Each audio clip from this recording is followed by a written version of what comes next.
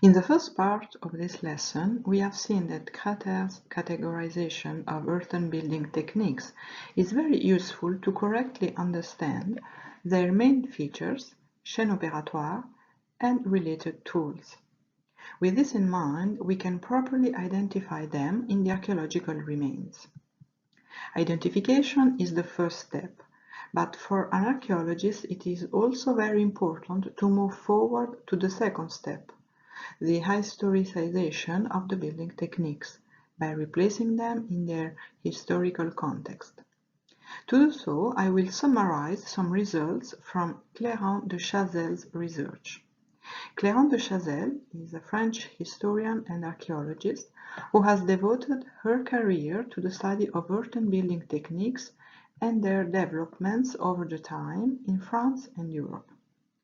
Her approach and results can be effectively applied also to other regions of the world and to ancient Nile Valley. As we will see, her research proved helpful in better understanding and historically contextualizing phenomena of diffusion or adoption, technological changes and breakthroughs, and in identifying hubs of invention as well. In the next slides, I will give you only a general overview, but for those of you who are dealing with these issues in their own research, I recommend a more in-depth study of her rich bibliographic production. You will find a list of selected references at the end of this lesson to start with. Clément de Chazel recognizes two main families of earthen building techniques, the intuitive techniques and the non-intuitive ones.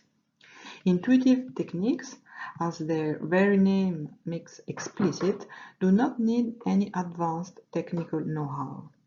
The builder works with only a mix of soil and water, often with some temper, like vegetal fibers and/or sand. Among intuitive techniques, there are wattle and daub, shaped earth, cob, and hand-shaped mudbrick. We can also define intuitive techniques as direct building processes. Once ready, the earthen mixture can be used immediately to fill a wicker wall in wattle and daub technique, to hand-shape a wall in shaped earth and cob techniques, or to shape small modular units like hand-shaped mudbricks. Like the potter, the builder works the earthen paste directly with his or her hands. Non-intuitive techniques start with the same mixture as the intuitive ones, but they need, in addition to that, tools and sometimes a mechanical action.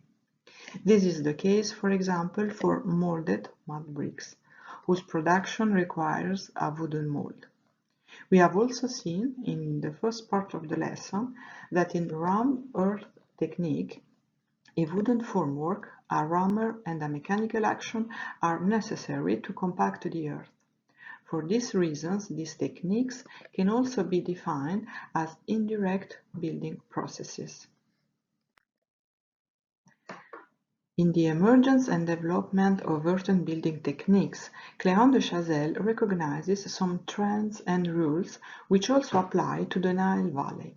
Let's see which one. First, evidence from Europe, the Near East and South America shows that intuitive techniques chronologically precede non-intuitive ones.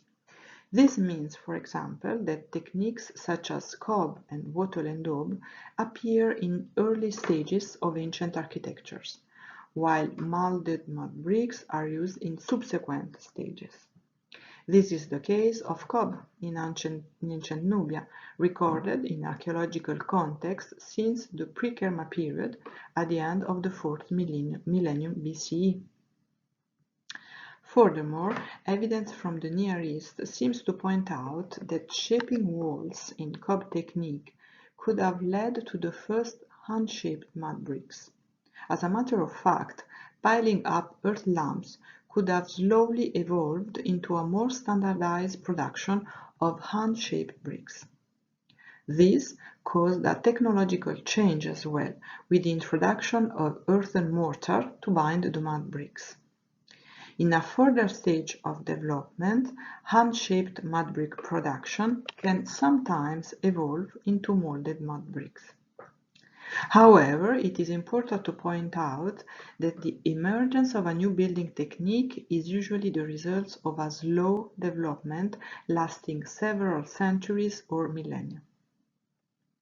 This chronological relation between intuitive and non-intuitive techniques implies that when an indirect building process starts to be used by a given human group without any evidence for previous direct building ones, the indirect technique did not develop locally, but was rather a technological transfer from another cultural human group.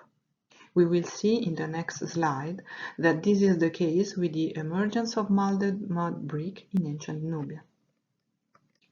Second, direct building processes do not necessarily evolve into indirect building processes. This means that some ancient civilizations using cob or hand-shaped mud bricks, for example, continued to use them over the time without developing any production of molded mud bricks.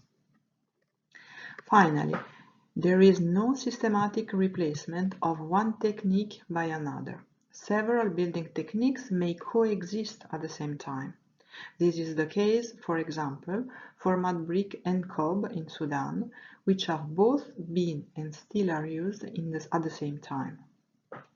Now, let's come back for a minute to the confusion in the archaeological literature between cob and rammed earth we talked about in the first part of this lesson.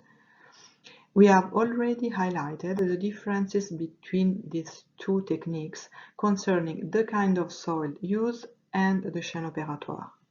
Now, when we consider them from a historical standpoint, we can add a third main difference. They also belong to two different categories.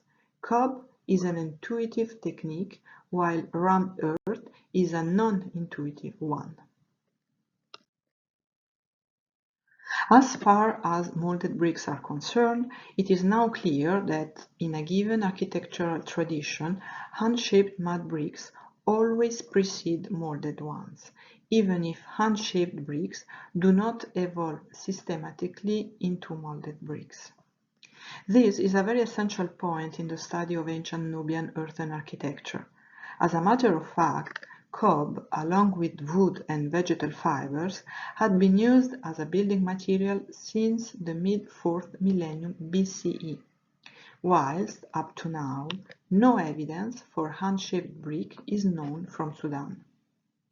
Instead, archaeology dates back the emergence of molded mud brick in Nubia to ancient Kerma period, at the end of the 3rd millennium BCE. The first molded mud bricks, bound with earthen mortar, have been discovered in the town of Kerma, where they have been used in circular as well as rectangular buildings. Since Nubian architecture did not experience a development from hand-shaped to molded bricks, mud brick was likely a technological transfer, probably from Egypt, where the technique was used since the end of the 4th millennium. However, despite its foreign origin, ancient Nubians quickly developed a full mastery of the technique and were able to use it extensively for all kinds of construction, including monumental building, such as, among others, the renowned Defufa in the town of Kerma you can see in the picture. Since then, molded mud bricks have been produced and used in Sudan for several millennia and still are today.